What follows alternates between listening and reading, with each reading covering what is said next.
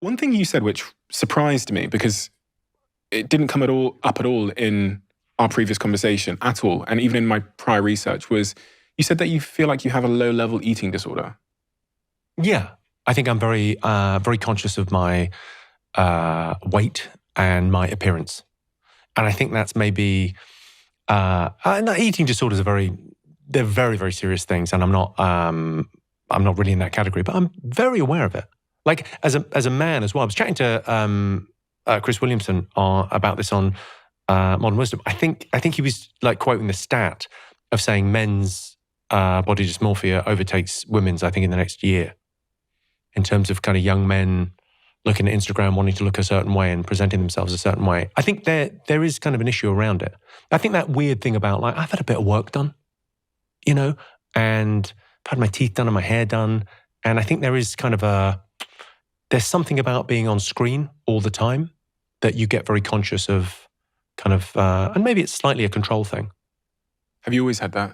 Or is it developed? I think it's slightly developed through sort of, I think if I wasn't on TV or on Netflix or whatever, I think you probably wouldn't be as aware of how you present yourself.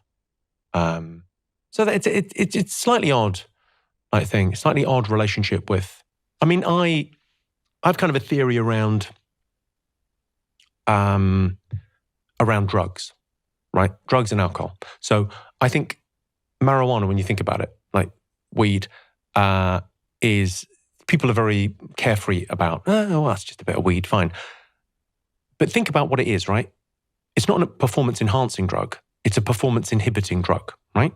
It takes away your ambition and agency, and it just makes you very chilled and relaxed. And I don't think that's appropriate for men in their 20s or teenagers, right? Actually, what you want is the performance enhancing. And I think what we should be sort of promoting is almost like prohibition. I mean, I did it kind of organically. I found comedy and I gave up drinking for 12 years. I didn't touch a drop. And that was mainly because of lifestyle, because I was driving to gigs and driving back. And then I didn't want a hangover the next day because I wanted to, and everyone was trying to buy you drinks all the time. And it just felt like it was like, enough already. I'm going to be straight edge, which I always like the term straight edge. It's a punk rock term for being teetotal.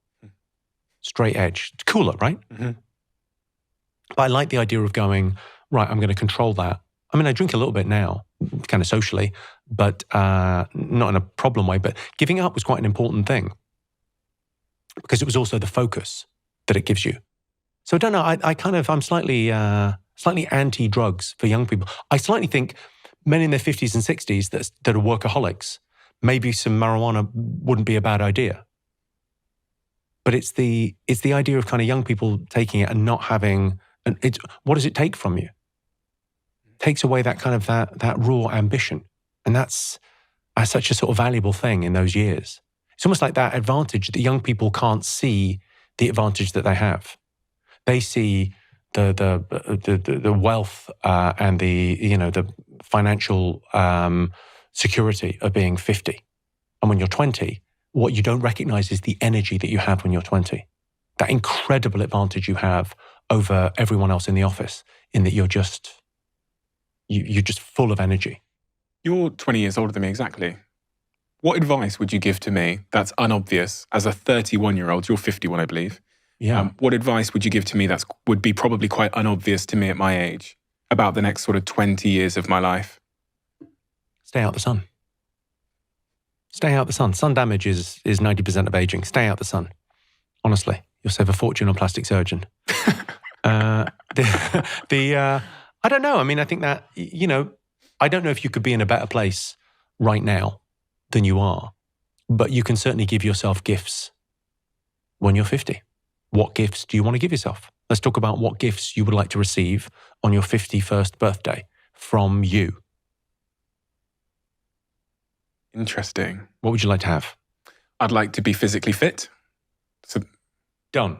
No problem at all. You will need to go to the gym 3 times a week. And 80% of it is going to be diet, not exercise. Okay? So you're going to need to do that, but no problem at all. I'm the genie. You got it. What else would you like? I would like a happy, healthy family and relationship with my partner. I'd like to be married and I'd like her to be happy and I'd like my kids to be happy. Okay. That's great. I don't think you get to call that. I think you get to be happy and you're in charge of that. And their happiness is maybe a byproduct of that. But you need, my perception would be you need a locus of control to be within you. You could be happy, make yourself happy, and that's good for the people around you. But I don't think someone else's happiness can be your responsibility. I think you can set up all the conditions and you can make it as easy as you can, but that's a lot. But I get the idea of it. How many kids? 4. 4. Jesus Christ. All right, so four kids. So you're in minivan territory already. You can't even drive a regular car. This is crazy. This is madness. 4 kids, so one of each. One of each, yeah. It's a modern world. I love that. All right, what else would you want in 20 years' time? I'd like to still be doing a business podcast. You're not doing a business podcast now. Very little business in this. No one ever talks about supply and demand. It's nonsense. I think, yeah, that stoic thing of like, you still doing this in 20 years' time, what a journey that will be. Like, think about the people that you will speak to. Think about the things that you will learn. Think about the road that you're on. And actually, if you're open to speaking to everyone, then the lines of communication are kept open. And that's incredibly important in the modern world where people are in these, divided camps. It's important. What gifts were most important for you when you turned 50? That you either had or hadn't given yourself when you turned 50? You look around on your 50th birthday about the gifts that you either have or that you wish you had. What are those things? I was in Australia last year on tour, and I fairly arbitrarily, I was always very good at trying new material and doing sort of warm-up gigs. And I just went, I'm going to try something new. I'm going to do new shit at every show. I'm going to write jokes during the day and then I'll try them that night at every single show. And a year later, I've got a new show. And it was so easy to put together because it was just like every night you're trying new. And it forces you into that space of writing more. And I feel like I'm getting better. A year on, you go, that was easy. And it was just little and often.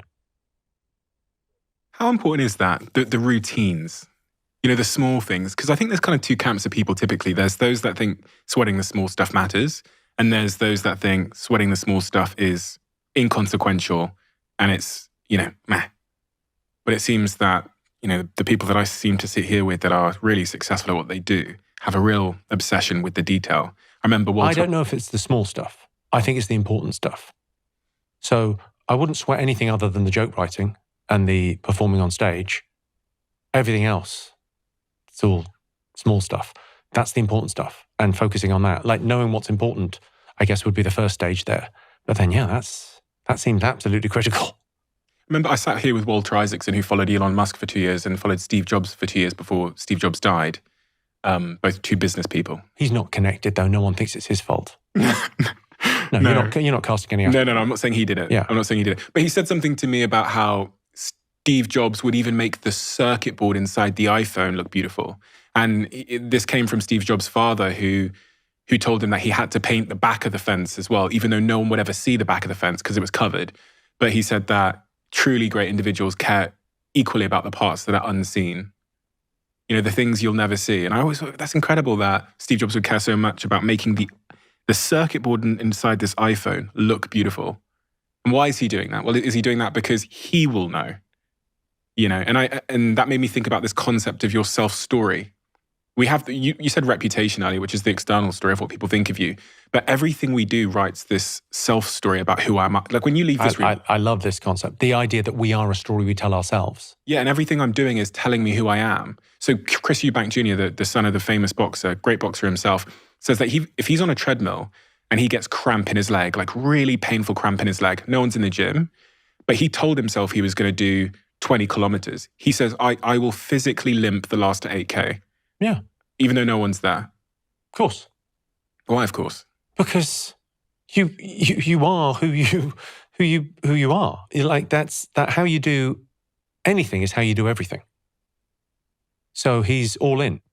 He's that guy. Great. That's great. That's a great story, because you go, yes, well, of course. If you say you're going to do it, and then you're the kind of person that does the thing you say, it's powerful, right? If you keep a little promise to yourself, that's powerful. If you love the Diary of a CEO brand and you watch this channel, please do me a huge favor. Become part of the 15% of the viewers on this channel that have hit the subscribe button. It helps us tremendously, and the bigger the channel gets, the bigger the guests.